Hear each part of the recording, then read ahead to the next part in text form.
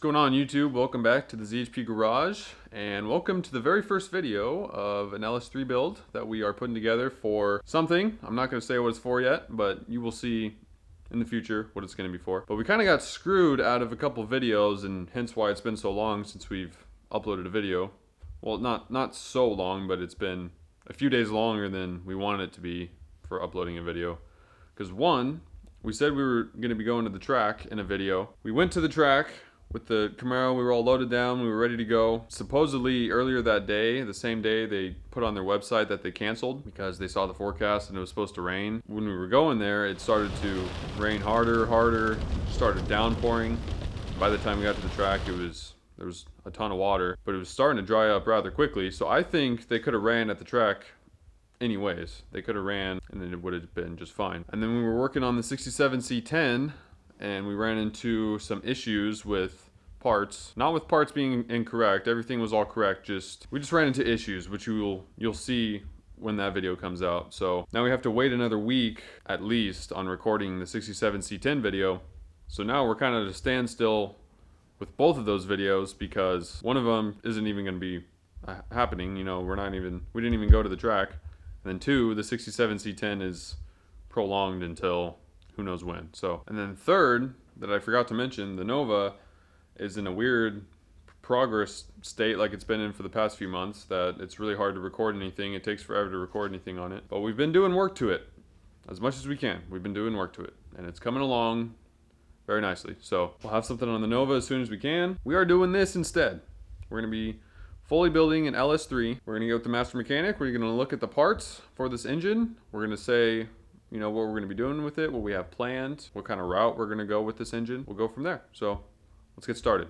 So today we're going to be putting together this engine. This is a L94 engine code. It's a 6.2 all aluminum set of 11 Cadillac. And originally I was just going to take it apart and go through it and kind of freshen it up and use it for just whatever, you know, whatever came up. But it kind of veered off to a different route. So now we're going to finish taking it apart. We're going to make this, so this is a 58 tooth reluctor wheel for the fly-by-wire throttle bodies. We're going to make it a 24 tooth reluctor. We're going to make it cable operated. And we're going to use it it doesn't matter the year, but we're going to use it in a vehicle that's already set up to run a cable. So we don't want to put the pedal in it and change the PCM and everything. So we're going to convert this to a cable operated 24 tooth reluctor PCM, the early PCMs. So we're going to finish taking it apart. We got to strip down to a short block and then take the caps off and just pull the crank out. We're gonna have to take the rear cover off here. So we got a new gasket for the rear cover, and then we're gonna change the reluctor wheel. And we want to say that this video is sponsored by Dave, the C10 Dave, because just about all these parts that we're gonna use are off of his engine that he decided to upgrade. Some of the stuff is slightly used, but it's super low miles, like these valve springs. It's a Z06 valve springs. It's off of his LS3, and then the cam and everything. So this is a 425 horsepower LS3 cam, single roller timing chain. I got a new cam bolt because this is a stretch bolt, so it's you want to use it one-time use. Using the factory push rods out of his. We got the dampener, timing dampener. It's a stock oil pump that came out of the crate. It's pretty much a stock oil pump. I'm not sure if I'm going to use these valve covers yet because his engine was a sealed deal, and I don't know if I like this fitting that's in here. I probably want to do it stock, so I'll probably clean up the original valve covers that came off of this one. This one needed a cam when we got it, so it worked out great because we're running his cam, and then we're deleting the display on demand. So we have the valve guides using his used lifters, all the same hydraulic roller lifters. Then we got a new Holley pan. This is actually his pan. It got a little scraped up moving his engine around, so I bought him a new one. Then we got a brand new timing cover that deletes the variable cam timing. Got the dipstick out of Dave's engine because we kind of bumped it. I bumped it and tweaked it a little bit, so I bought him a new one, so we get the hand-me-down. We got some new ARP head bolts, and then I went with ARP main studs because of the aluminum block. This thing's probably more likely only assembled once. Do it over and over, you just stress the threads in the block, so I thought it'd be easier on the threads to put the studs in there first, so then to have the tension on the stud, on the hardened stud instead of the aluminum, kind of take a little stress off of the threads. So I went with the studs. For the mains, we got our GM head gaskets, and then I got new ARP rod bolts. So we're gonna trash these factory guys when we put the rods back together. We're gonna put ARPs in here. So we got the delete for the active fuel management. So this is what goes in the valley here. You can see it seals up all the oil passages, and this is for your oil pressure, and then it has a little ventilation in it. So get rid of all that, delete that. Got a new pan gasket, but this isn't the one that's going to be used. This is actually going to get parts off of the Camaro, the drive system off the Camaro, because we're going to be upgrading that. I'm going to be changing some stuff on that. So this will get the ATI dampener and the C5 drive setup that's on the Camaro. It's going to have the intake and the injectors and everything off of the Camaro. It's going to go onto here. Holley high ram, but it's going to have a little turbo on it. So it'll take care of that little cam issue. So it'll run pretty good. So this will be a little single turbo. It's going to run nice. So that's why we're going with the ARP. Make sure we have good fastening, and we're going to hopefully reuse all the bearings and everything, because this engine only had 60,000 miles on it when we got it, and the only thing it needed was a camshaft. I'm hoping that the bearings and everything are in good shape. I'm going to reuse the rod mains. These bolts are stretch bolts, so we don't want to use them over again, even though people do and they have, and you probably can. So before we get started on this fine engine, go down, make sure you subscribe so you can keep up with what's going on with this thing and what's going to happen to it. Share, comment, see what you think of the setup. What do you think we should change maybe? Give us your input. So here's the new reluctor wheel we're gonna put in it. This is the 24 tooth reluctor, and then this is the 58. So I got some rags set up down here. Then I'm gonna be taking all the caps off, and I'm gonna keep everything in order, and I'm gonna set it on the floor, set it on the floor. Kind of limited on space right now. We also got a new ARP crankshaft bolt. So I'm gonna put the bolt in here so I could use it to turn the engine over. Pop it up so we can get to the front caps, and I'm just going to work my way back. We got, these are 11 millimeter, so we're just going to loosen them up a little bit. And then these caps came apart pretty easy. These are just the crack cap, they call it. They just break it.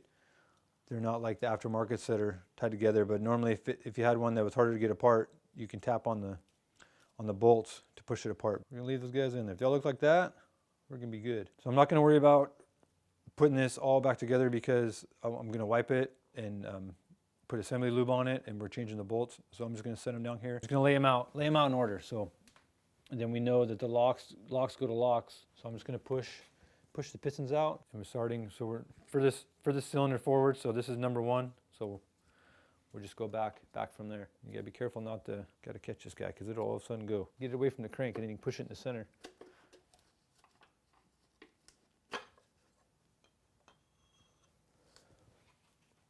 Yeah, look at that. Bearings look good. Wipe up the pistons a little bit. Got a little carbon buildup on there, but nothing crazy. So we'll get the rest of them out of here.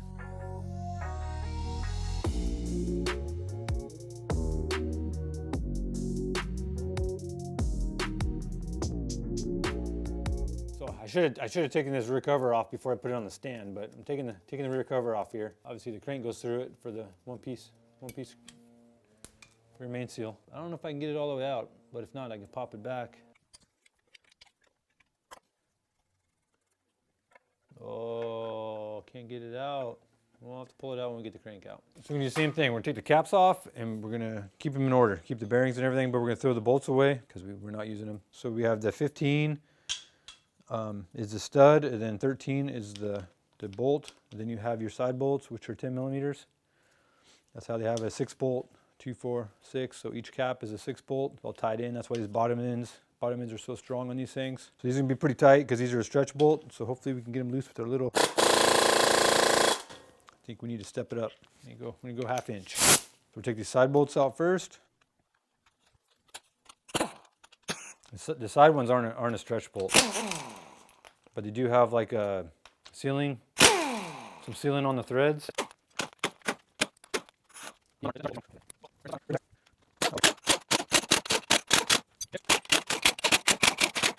So make sure that you want to keep them not only in order, but don't flip them around, because they only go one way. We got to come in here with a little screwdriver, pry bar or something, because it gets into this little girdle down here, and it's held pretty tight. So I'll get a screwdriver here, and you can sneak through the little window, kind of give it a little bit of help up. Careful not to catch it on anything. Once you get them broke loose, you can work them up.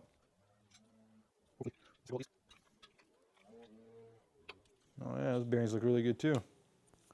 Like brand new. So we're just gonna set it down here in our little pile of parts. So the center one's a little harder to get out because the center one is the it has the thrust on it, the crank thrust. The early engines, the first generation small blocks, the thrust is in the back on the cap, and this one they put it in the middle. You can use one of the bolts. Get in here and you can help rock it. Got them all out. Got all the caps off. So we want to try to go straight up, not nick any of the journals.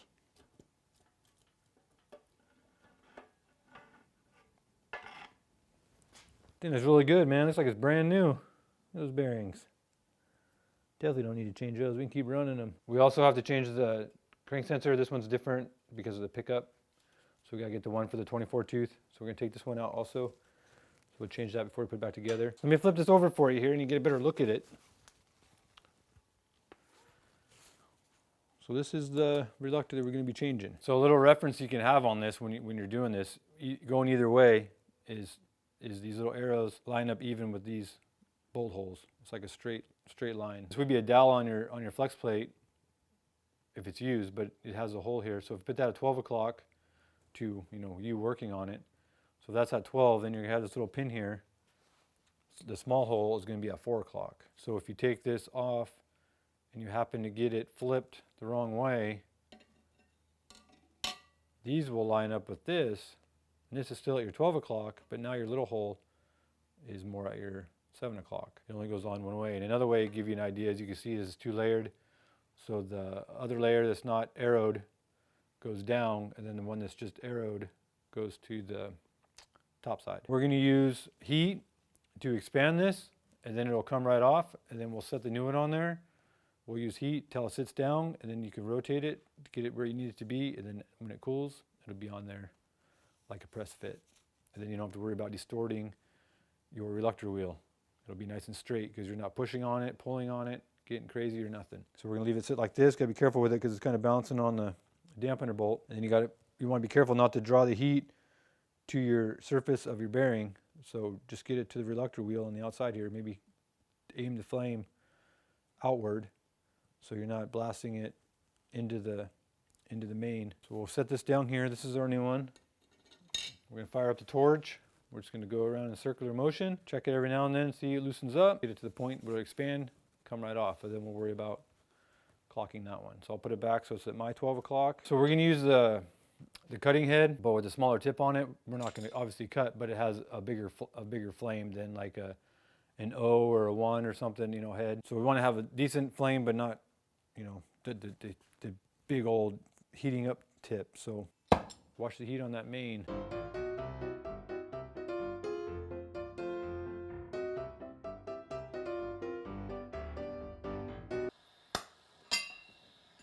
Whoa. There we go. Here. Oh no, that'll burn it. Is that a little hot? It's getting there really fast. There we go, you got it off. Get it hot enough, comes right off. So you can see that it's not going down on there. So we're gonna just let it sit there, and then we're gonna heat it up, and then it'll get to the point where it'll fall on, and then you have a little bit of time is when you can get it situated where you need to be. You gotta be careful because everything's hot right now. So we're gonna get it close to where we need to be. So we're gonna start right there. We're gonna do the same thing. We're gonna go around, we're gonna heat it up to get it to fall back on.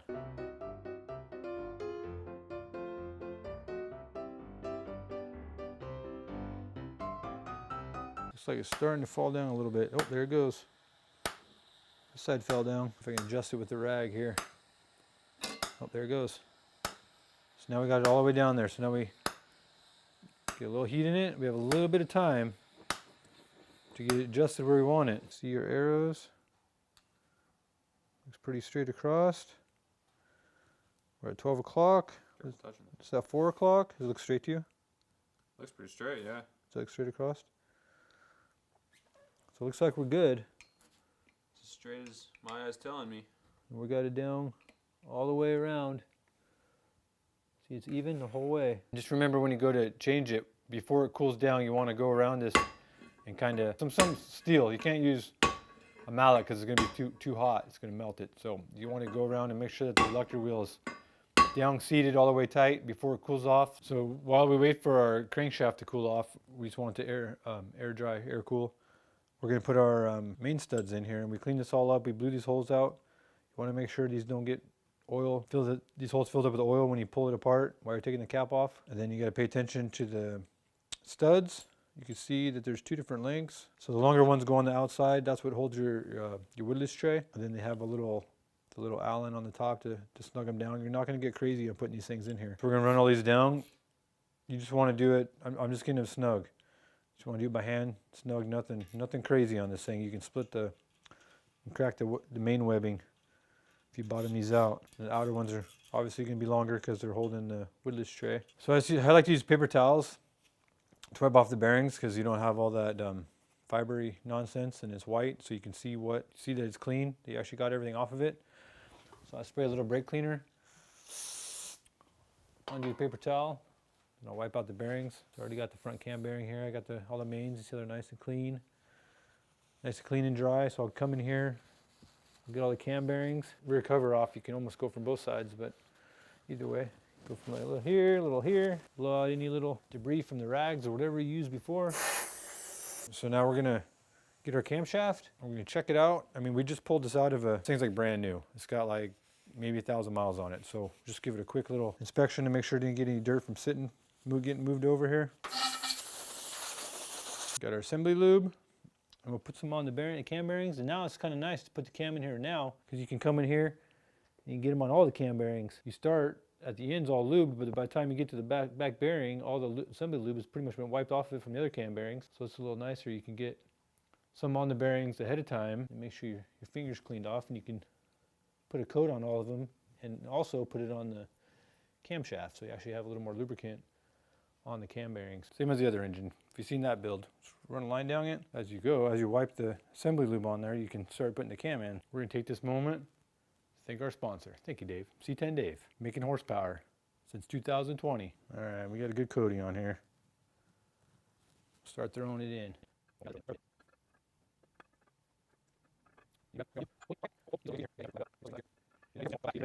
So now that we got the camshaft in here, we're going to get our retaining plate. So we're going to make sure this guy is all cleaned off, and then the cam's going to ride right here. So we need to make sure to put some assembly lube on the end so it's not cam on retainer plate. We're going to set it here. Then we're going to take our bolts and we're going to put a dab of Loctite on them. I'm using red, but any Loctite's better than no Loctite. Run them down and then we're going to torque them. We're going to torque them to 18 foot-pounds. Set our torque wrench to 18 foot-pounds. Just torque them all down. So now we're just going to, we can't do our timing because we don't have the crankshaft missing. But we're just going to put our sprocket on here, and then we'll just put the bolts in there by hand just to keep the cam from falling out the back. Our sprocket, we're not going to worry about putting any lube on here yet because we're going to take it back off and put the chain on it. So we're just going to put it on there. So we just got to line up the dowel pin. We got to make sure that we don't push our camshaft right out the back here. So we'll hold it. There it goes. I'm just going to run this down just by hand. Keep the cam, keep everything from falling out. All right, it is the next day, and I'm still wearing the same clothes. So, is it the next day actually? Is it the same day? Or am I still wearing the same clothes? So the master mechanic wiped down the crankshaft once again, got it cleaned off, ready to be put back in the engine. So let's do that now, get this thing back together. We got the crank all blown off and wiped down. Got our bearings wiped off, everything's all blown out, all cleaned up. I mean, this thing was all together, complete engine, so you don't need to get hog wild. I mean, the thing's clean, it's good. Since we wiped our bearings down, we blew it all off for start from scratch. We're gonna get some assembly lube on our bearings. We're using the same bearings. Things are like brand new. So any extra lube is just going to drip onto the cam. It's not going to hurt anything. And then remember, the center one has a thrust, so you want to get some more on the center to get onto the thrust on both sides. If you have that dry, it'll burn up your thrust, and then your crank will just be flopping around in there. Just give it a good wipe on the bearings, coat it around.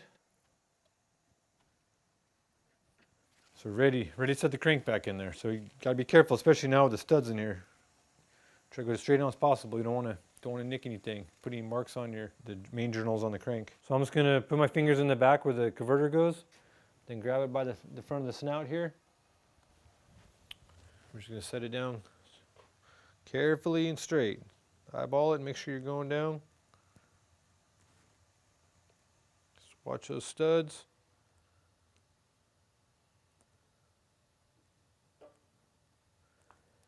There we go, just sit it there. You don't want to spin it until you get the caps on it. We'll spin it after we get the caps on it, make sure our new reluctor and everything's okay. We're just gonna give it a light wipe off on the bearings and on the cap. So we got all the caps on it, we got all the nuts, got it just snug down. And you gotta be careful when you tighten up your caps. You want to watch them and make sure you bring them down evenly so they don't get cocked in the webbing. So just go side side, bring them down snug. So now that we're using ARPs, it's a little different. So you got to torque your mains before you can put the side bolts in. And then they give you a little schematic how you should torque it, factory torque. So we'll just do it just like that.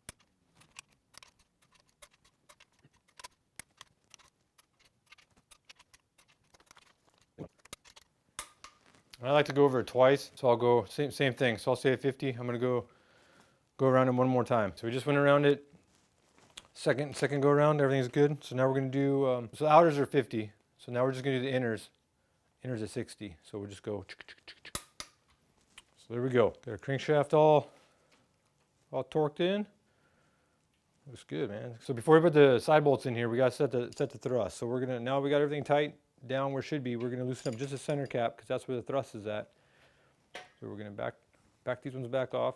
And you gotta be careful because your studs are just in there snug. So when you loosen it up, it can loosen up your stud a little bit. So make sure you check before you go back down. So I got my studs snug back in there. I'm just gonna run the nuts down just so they're just touching. Make sure the cap stays flat, same as I did if you saw the last video. So we're gonna set the thrust. So we're gonna knock it back, and then we're gonna come to the back here, go around the monkey bars, and we're gonna hit it front.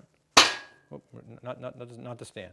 Then we're gonna torque it back down. So we'll get our thrust even now. So the block side and the cap side are even with each other. So they're not gonna wear one side either prematurely. Now we got the crank, we're all torqued in. We've got our thrust set. So we got a little different on the side here. The ARP bolts don't come with any sealant or anything on here. If you get a factory or like some other brands, they have, it's kind of like anaerobic is what I think it is, that they put on here, and it seals as you put it in. So we're gonna use anaerobic on these. We're gonna concentrate more on the head because the thread's going to the cap, so it's not gonna seal anything. It's not gonna leak there. It's gonna leak between the cap and the block.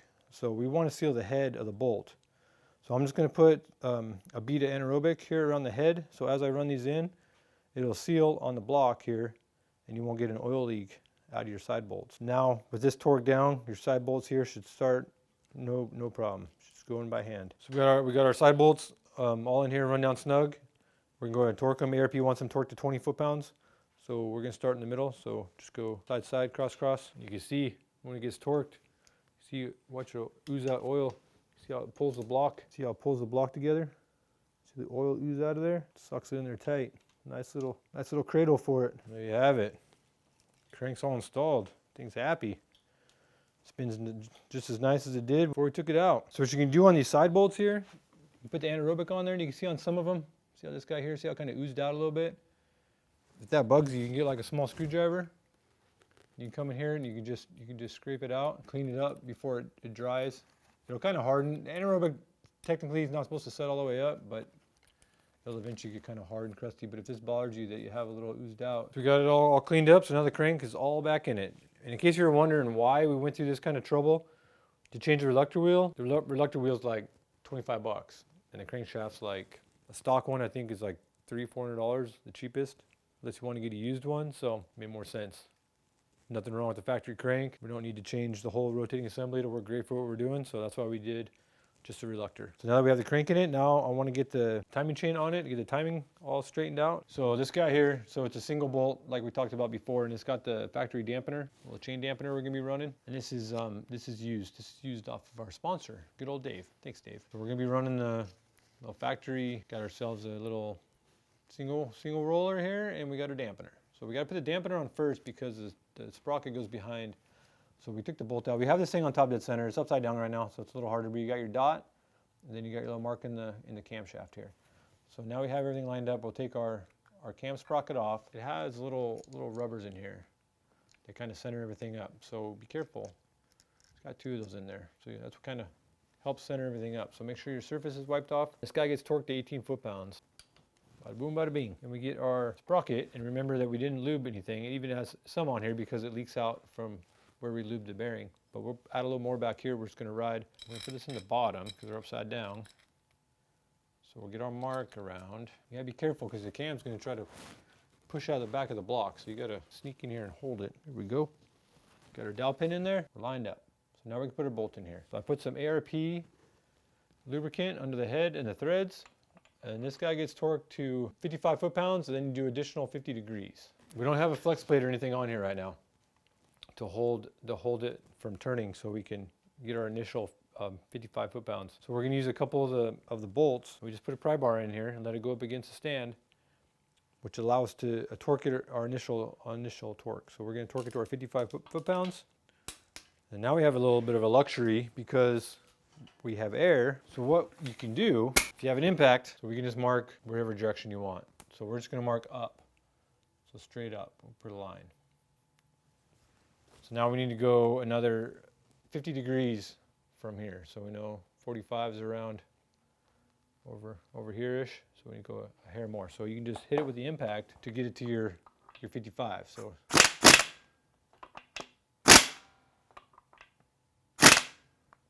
what's that, about 45? It's probably about 45, huh? So we'll go a little bit more. So we'll call that 50. Now we got our camo torque down, lined up, top dead center. Got our dot, got our mark, two teeth lined straight up. We're all torqued down. We're gonna get this thing flipped up. We're gonna put the pistons and rods and everything back in it. We're gonna use same rings, same everything. We're gonna put it back together. All right, that's all you get for part one. You gotta stay tuned for part two. Master Mechanic is working on it right now. What do you got, sir? Got some pistons. You gotta stay tuned. So hit the subscribe button if you haven't subscribed already. Hit the like button if you enjoyed the video. Comment down below. You know, we like to read you guys' comments and all that. So go on and comment down below, and we'll see you guys next video.